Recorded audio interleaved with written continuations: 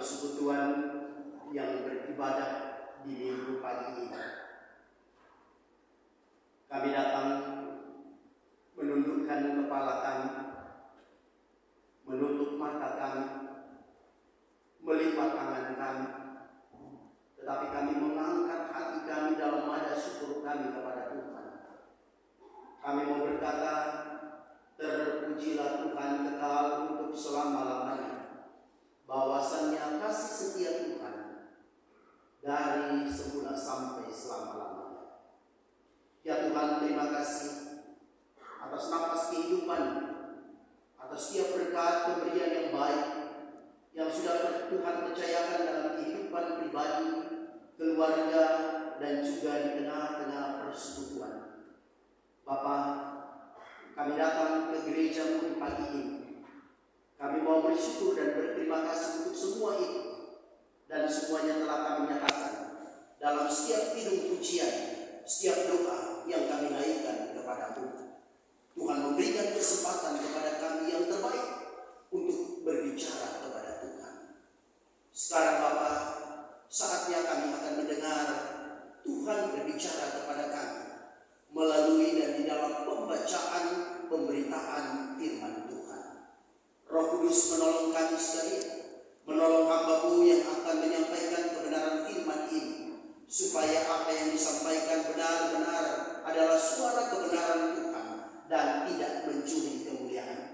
Begitu juga kami jemaat yang akan mendengarkan, supaya kami boleh fokus dengan sukacita menyambut firman ini. Karena kami percaya ketika kami mendengarkan suara Tuhan baik-baik, kehidupan kami juga akan lebih baik dan diberkati oleh Tuhan. Kuasai ruangan ini, terlebih hati kami masing-masing. Berbicaralah kepada kami ya Tuhan, sebab kami anak-anak-Mu telah sedia untuk mendengarkan sabda kebenaran firman-Mu. Di dalam nama Tuhan Yesus Kristus, firman yang hidup dan yang menghidupkan, kami berdoa kepada Bapa di surga. Amin. Jemaat Tuhan, mari kita membuka Alkitab dari kitab Perjanjian Lama, kitab Nehemia. Nehemia pada pasalnya yang ke-9, ayat 26 sampai dengan ayatnya yang ke-31. Dan ini merupakan bagian dari perikop dalam pasal 9, pengakuan dosa dan permintaan doa. Sekali lagi, Nehemia pasal 9 ayat 26 sampai dengan ayatnya yang ke-31. Demikian sabda Tuhan. Tetapi mereka mendurhaka dan memberontak terhadap-Mu. Mereka membelakangi hukum-Mu dan membunuh nabi-nabi-Mu yang memperingatkan mereka dengan maksud membuat mereka berbalik kepada-Mu. Mereka berbuat nista yang besar. Lalu Engkau menyerahkan mereka ke tangan lawan-lawan mereka yang menyesatkan mereka. Dan pada waktu kesusahan mereka berteriak kepada-Mu. Lalu Engkau mendengar dari langit, dan karena kasih sayang-Mu yang besar, Kau berikan kepada mereka orang-orang yang menyelamatkan mereka dari tangan lawan mereka. Tetapi begitu mereka mendapat keamanan, mereka berbuat jahat di hadapan-Mu, dan Engkau menyerahkan mereka ke tangan musuh-musuh mereka yang menguasai mereka. Kembali mereka berteriak kepada-Mu, dan Engkau mendengar dari langit, lalu menolong mereka berulang kali karena kasih sayang-Mu. Engkau memperingatkan mereka dengan maksud membuat mereka berbalik kepada hukum-Mu, tetapi mereka bertindak angkuh. Mereka tidak patuh kepada perintah-perintah-Mu, dan mereka berdosa terhadap peraturan-peraturan-Mu yang justru memberi hidup kepada orang yang melakukannya. Mereka melintangkan bahu untuk melawan. Mereka bersetegar leher dan tidak mau dengar. Namun bertahun-tahun lamanya Engkau melanjutkan sabar-Mu terhadap mereka. Dengan Roh-Mu Engkau memperingatkan mereka yakni dengan peranan para nabimu, tetapi mereka tidak menghiraukannya, sehingga engkau menyerahkan mereka ke tangan bangsa-bangsa segala negeri. Tetapi karena kasih sayangmu yang besar, engkau tidak membinasakan mereka sama sekali, dan tidak meninggalkan mereka, karena engkaulah Allah yang pengasih dan penyayang. Shalom. Shalom. Shalom. Shalom. Selamat pagi. Selamat pagi. Selamat hari Minggu. Selamat hari Minggu. Salam sehat. Salam sehat. Menjual. Menjual Tuhan. Puji Tuhan. Puji Tuhan. Bapak Ibu Saudara jemaat yang dikasihi dan diberkati oleh Tuhan, kita sudah mendengarkan pembacaan Alkitab dari kitab Nehemia pasal 9 ayat 26 sampai dengan ayatnya yang ke-31. Tema renungan firman Tuhan bagi kita adalah berseru kepada Tuhan, meminta pertolongannya. Memulai khotbah ini Bapak Ibu Saudara, saya ingat waktu saya SD, SMP. Dalam keluarga Bapak Ibu biasanya ketika kami sebagai anak-anak saya 7 bersaudara. Orang tua saya memang dua-duanya guru. Selain pendeta dan guru, zaman dulu itu begitu sangat dihargai dan dihormati. Sebagai anak guru kami dididik untuk hormat kepada orang tua. Nah, ketika ada kebutuhan, misalnya kami ingin meminta uang. Minta uang bukan hanya untuk kebutuhan kita, bukan jajan. Tidak melulu untuk jajan, tetapi mungkin untuk membeli alat-alat sekolah atau mengikuti ekskul dan lain sebagainya yang membutuhkan uang. Tidak serta-merta kami datang lalu kami bilang, Pak, maaf, minta uang. Tidak. Yang harus kami lakukan biasanya dulu, biasanya kami melakukan tugas tanggung jawab kami dengan baik, karena memang kami sudah diberi tugas. Siapa yang mengepel rumah, siapa yang mengisi bak sampai penuh air, dan siapa yang mencuci piring, itu sudah dibagi. Ya. Kadang-kadang kalau ada maunya kami minta uang ke orang tua, itu bagian saya misalnya cuci piring, saya tidak hanya sekedar mencuci piring. Bahkan yang tidak bagian saya pun misalnya mengepel, saya ngepel. 2-3 pekerjaan saya lakukan, dan saya berharap orang tua saya memperhatikan apa yang saya kerjakan. Tetapi setelah itu tidak serta-merta langsung. Lihat dulu kondisi atau orang tua, bapak dan mama. Apakah mereka lagi happy? Mukanya itu bersahaja? Atau bapak dengan mama hanya lirik-lirikan satu sama lain, ada stres sedikit? Ya. Itu kami mempelajari dengan baik keadaan orang tua. Kalau semuanya berjalan dengan baik, perlahan-lahan kami datang, maaf, mau beli buku sekolah. Berapa harganya? 2.500. Anak-anak sekarang kecil ya. Parkir pun mobil 5.000. Dulu 2.500 itu sudah besar. Ya, tahun 80-an. Beli buku mah, buku cetak. Yang sini orang yang buku tulis.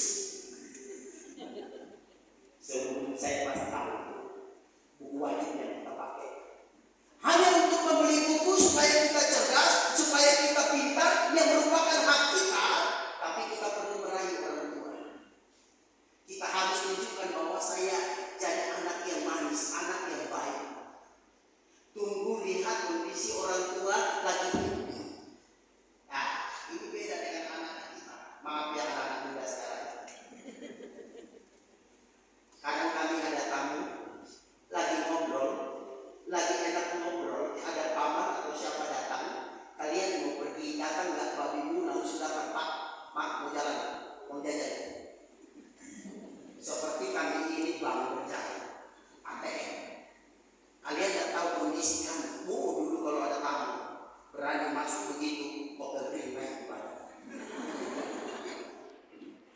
Tapi kalian sekarang pun kami sudah bayi mata ini, bayi mata kanan supaya jangan dulu ada tamu aja dapat peduli. Karena kalau kami terlambat kasih, ya kalau waktu dulu kan tidak selamanya dompet kami bawa. Jadi kami masih supaya ingat-ingat dulu di mana dompet. Kalau itu ojek udah tunggu ojek. Kalau terlambat takut-takut tamu yang buka dompet dari kasih. Itu kan yang kalian harapkan. Supaya dapatnya dobel kan. Walaupun muka kami jadi merah, malu. Tetapi dulu itu selalu begitu. Kami mempelajari sesuatu. Kami membuat orang tua kami senang. Walaupun itu hak kami, tapi kami minta dengan hormat. Kita minta dengan belas kasih. Itu yang kami lakukan. Cerita ini Bapak Ibu ingin saya hantar kita untuk mengerti bagian firman Tuhan hari ini. Kisah yang kita baca ini sebenarnya berbicara tentang bangsa Israel yang sudah kembali dari pembuangan di Babel. Ketika itu kerajaan Babel sudah mulai melemah. Lalu umat Israel itu diizinkan untuk kembali lagi ke negeri mereka. Tetapi ketika mereka berada di negeri mereka, keadaan mereka tidak lebih baik. Dan ketika mereka ada di pembuangan, ketika mereka sudah dikembalikan oleh Tuhan dengan tangan Tuhan kuat, yang kuat itu untuk kembali ke negerinya, ternyata ada kehancuran moral. Selain kemiskinan, karena mereka baru memulai menata kembali kehidupan mereka. Keterpurukan secara ekonomi, tetapi kehancuran secara moral, kehancuran secara keagamaan, kerohanian juga itu menjadi bahaya yang sangat-sangat mengganggu perjalanan hidup daripada umat. Dalam kondisi seperti demikian, Bapak Ibu Saudara, Nehemia terpanggil. Waktu itu Bapak Ibu Saudara, Nehemia punya pekerjaan yang bagus. Dia sebagai juru minum. Zaman dulu itu ada kepala juru minum. Tetapi bagian administrasi juga dari sebuah kerajaan yang namanya kerajaan Persia. Persia itu Iran. Kalau Babilonia itu Iran. Dia ada di situ sebagai kepala juru minum. Orang yang punya pekerjaan, orang yang punya kedudukan yang baik. Tetapi ketika dia mendengar bangsanya yang baru kembali dari pembuangannya, hidupnya tidak lebih baik, ada kehancuran, ada bahaya, dia terpanggil untuk meninggalkan sementara pekerjaannya. Dia minta izin kepada raja Artasasta. Lalu dia pulang untuk membaktikan dirinya, untuk memulihkan keadaan, menata kembali kehidupan daripada umat Tuhan, supaya mereka menjadi bangsa yang terhormat. Dan ternyata untuk memulai itu, dia memulai dengan langkah yang benar.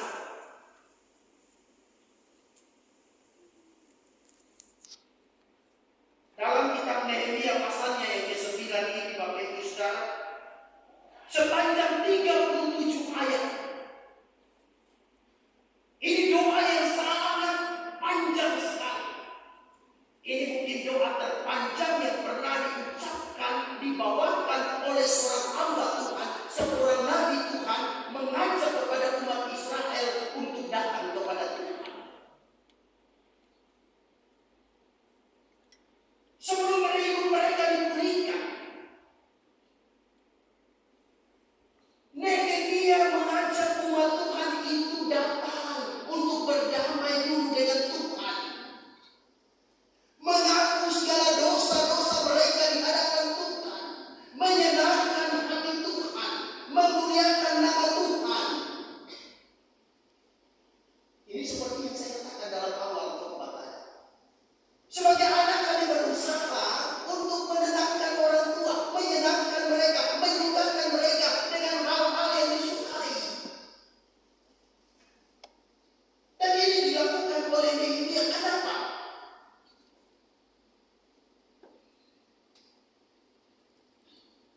40 tahun bangsa ini ada di tanah Babel. Mereka sudah dibawa kembali ke negerinya, tetapi mereka datang dengan cara berpikir, dengan otak yang masih seperti orang yang dibawa ke tanah. Mental seorang budak masih pada lebih tinggi.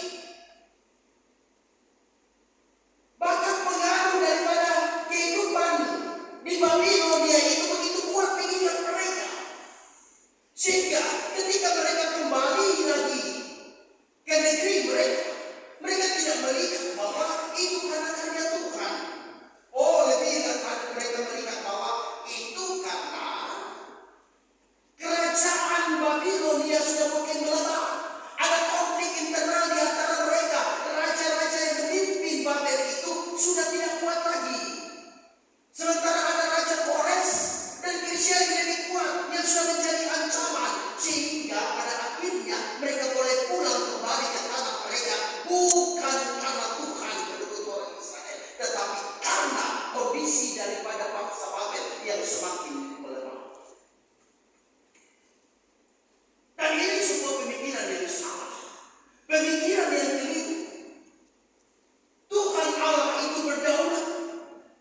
Dia ada dalam setiap musim kehidupan manusia.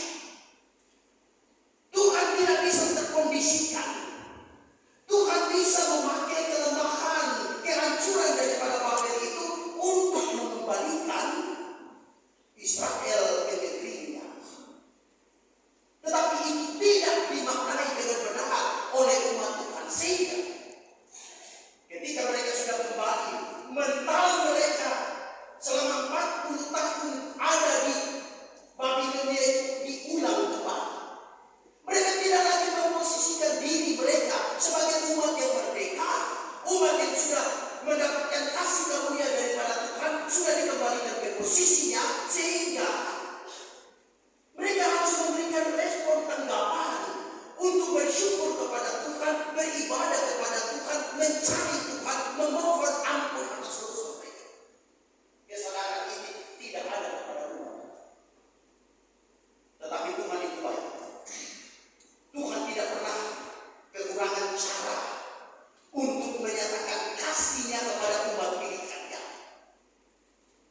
Nehemia dipakai oleh Tuhan, dipanggil oleh Tuhan meninggalkan pekerjaannya yang penting. Bapak Ibu, Tuhan cari Nehemia zaman sekarang ini, Bapak Ibu. Maaf, seringkali kita merasa ada di zona nyaman. Kadang-kala mencari majelis gereja itu sulitnya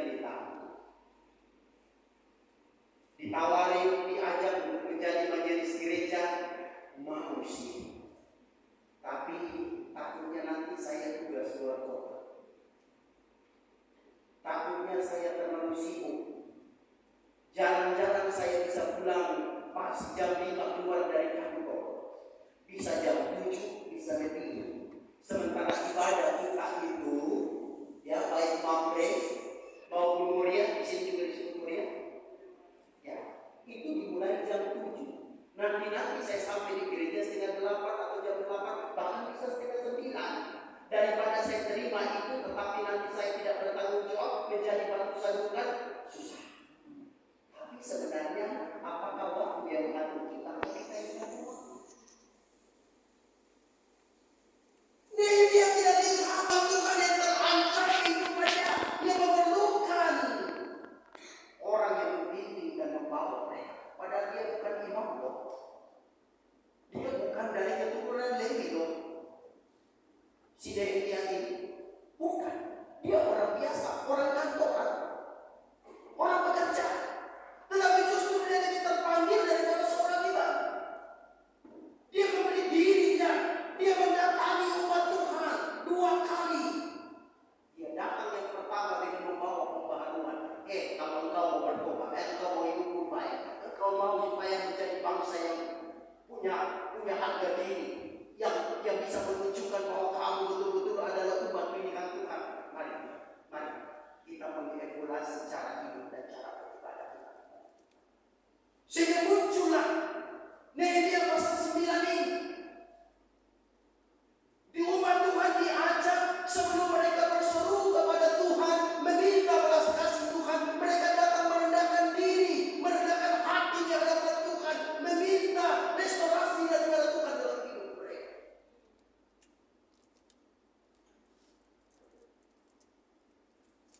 Maka penting sekali Bapak Ibu sekalian,